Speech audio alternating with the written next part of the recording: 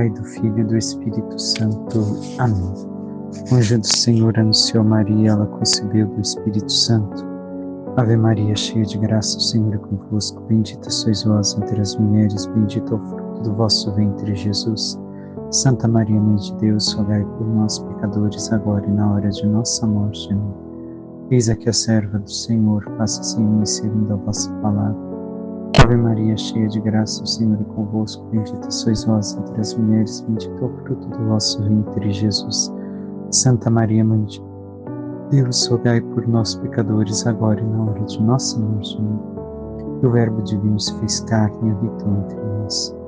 Ave Maria, cheia de graça, o Senhor é convosco. Bendita sois vós entre as mulheres, bendito é o fruto do vosso ventre, Jesus. Santa Maria, Mãe de Deus, rogai por nós, pecadores, agora e na hora de nossa morte. Amém. Rogai por nós, Santa Mãe de Deus, para que sejamos dignos das promessas de Cristo. Oremos, infundi, Senhor, em nossas almas a vossa graça, como vos pedimos, para que nós, que pela anunciação do anjo venhamos a saber o mistério de vossa encarnação, paixão e morte de cruz, cheguemos um dia à glória eterna dos céus, pelo mesmo Cristo, Senhor nosso. Amém. Caríssimo irmão e irmã, hoje nós meditamos a liturgia da quarta-feira da 27ª semana do Tempo Comum, cada dia mais próximos do final do ano litúrgico. E a primeira leitura, o encerramento, basicamente, do livro de Jonas, profeta, que tem algo a nos mostrar, um paralelo com o Evangelho de hoje, justamente o oposto àquilo que Jesus pede na oração do Pai Nosso. Escutemos. Este desfecho causou em Jonas profunda mágoa e irritação. Orou então ao Senhor, dizendo: Peço-te, me ouça, Senhor. Não era isto que eu receava quando ainda estava em minha terra? Por isso antecipei-me, fugindo para Tarsis. Sabia que és um Deus benigno e misericordioso, paciente e cheio de bondade, que facilmente perdoas a punição. E agora, Senhor, peço que me tires a minha vida. Para mim é melhor morrer do que viver. Disse o Senhor: Achas que tens boas razões para irar-te? Jonas saiu da cidade, estabeleceu-se na parte oriental e ali fez para si uma cabana onde repousava à sombra a ver o que ia acontecer à cidade. Bem, sabemos o que antecede esse texto. Ontem, por conta da memória de Nossa Senhora do Rosário, nós pulamos um trecho do livro de Jonas que seria lido. E Jonas percorreu um dia a cidade de Nínive, que era necessários 3 dias para atravessá-la a pé. E anunciando um dia aquilo que Deus mandava, todos se puseram em penitência e conversão, desde o menor até o maior, desde o rei até o menor dos menores. E vemos, então, que a pregação que o Senhor mandou realizar surtiu efeito. Ao mesmo tempo que percebemos que Jonas era duro de coração. Não queria a conversão daquele povo por ser inimigo de Israel. E se entristeceu porque se converteram de verdade. Então percebemos algo que algumas vezes se encontra também na vida de alguns cristãos: entristecer-se pela conversão de alguém quando o próprio católico, a própria pessoa, não se converteu de verdade. Poxa, eu fiz tanto, eu ajudei a obra do Senhor na vida da pessoa, e agora olha lá, a santinha, olha lá, fazendo as coisas. Ai, tá achando que quem? Não conhecemos pessoas assim? Espero que não sejamos assim. Não devemos de nos, por assim dizer, entristecer ou endurecer o nosso coração por causa da conversão de tantas pessoas, mas nos alegrar e procurar também nós, a nossa, caso não estejamos no mesmo caminho, que estas pessoas estejam vivendo com todo o coração e com toda a alma de conversão. Vemos ainda que Deus utilizou de um instrumento imperfeito. Por quê? Porque o profeta Jonas, com a dureza de seu coração, tentou de todas as formas fugir do Senhor Deus. E tentou de tudo para que, anunciando aquilo que Deus mandava não acontecesse aquilo que era para acontecer. E, no entanto, o Senhor alcançou a graça que queria, de que o povo se abrisse o coração, uma nação estrangeira, uma nação inimiga de Israel, se convertesse a ele. Vemos também que o profeta demonstra reconhecer que Deus é um Deus cheio de bondade e misericordioso, e que perdoa a punição quando se arrepende verdadeiramente. E nós, como temos nos encontrado diante deste trecho do texto? Estamos alegres com a conversão, anunciando com amor aquilo que Deus nos pede, ou temos fechado o nosso coração? E terminemos o texto.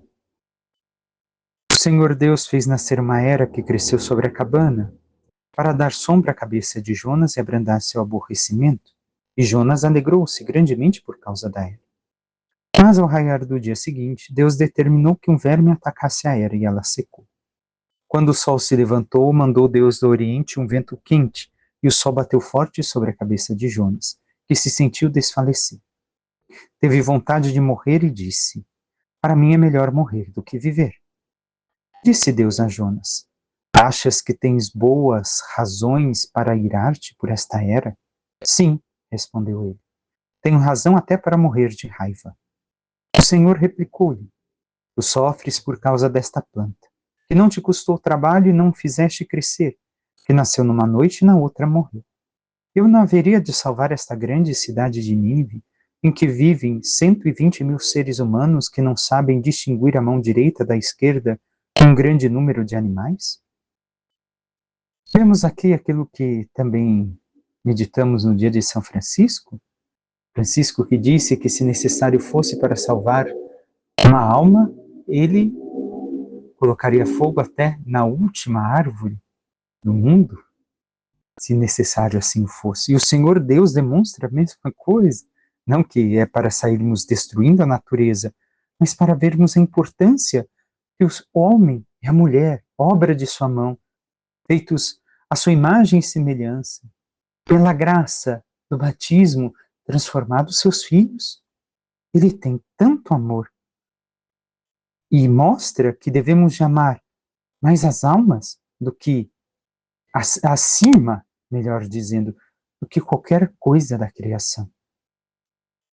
E tantas vezes, tantos seres humanos se entristecem realmente porque isto da natureza é destruído, ou aquela planta não tem mais e não sei, mas não se preocupa com o outro. E quantas pessoas se colocam hoje no nosso mundo tão preocupadas com salvar a planta, a natureza, mas quando se trata da pessoa, não tem a mínima compaixão, o mínimo amor. E nós devemos de nos questionar: amamos as pessoas como o Senhor Deus nos pede que as amemos? Com todo o coração, com a alma, buscando a salvação, não o amor meramente humano, mas o amor sobrenatural? Nos preocupamos com os demais tanto quanto nos preocupamos com as coisas?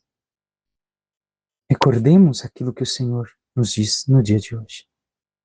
O Salmo, na sua resposta, nos diz: Ó Senhor, sois amor, paciência e perdão.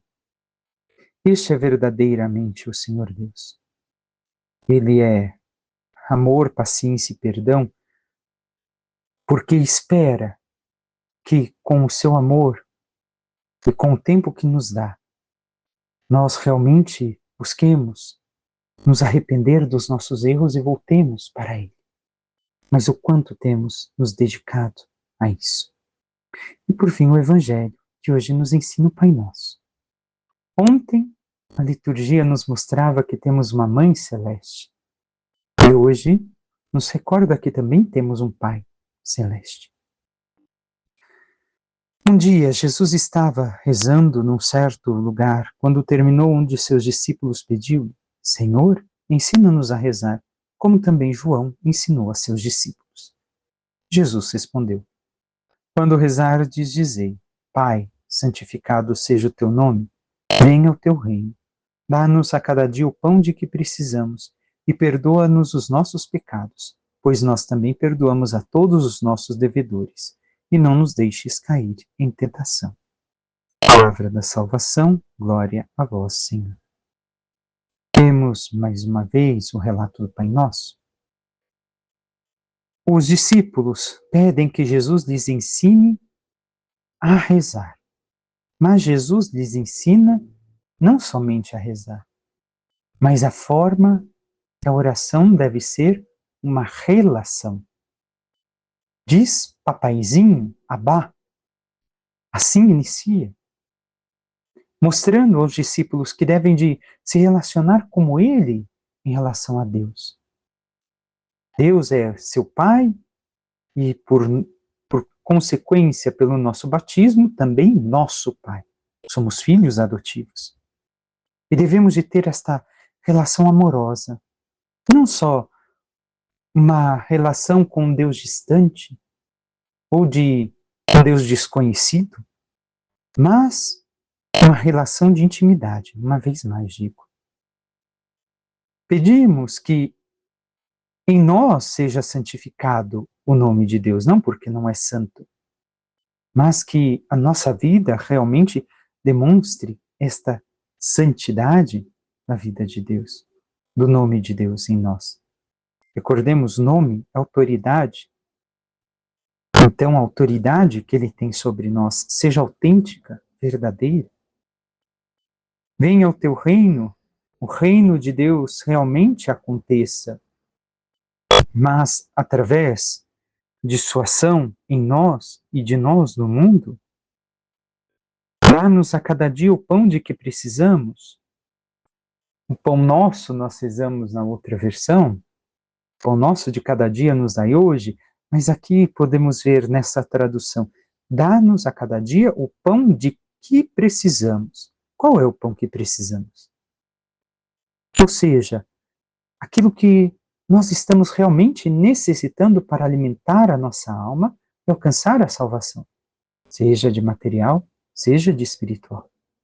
É isso que pedimos, não aquilo que queremos, mas aquilo que precisamos.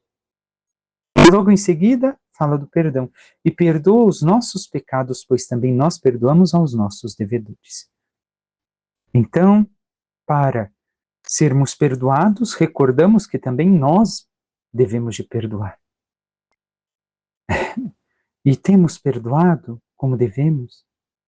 Perdoar não quer dizer esquecer, não quer dizer reconciliar, mas desamarrar, desligar aquilo que ata as pessoas de uma forma negativa à nossa vida. Realmente perdoamos? Que não nos deixes cair em tentação.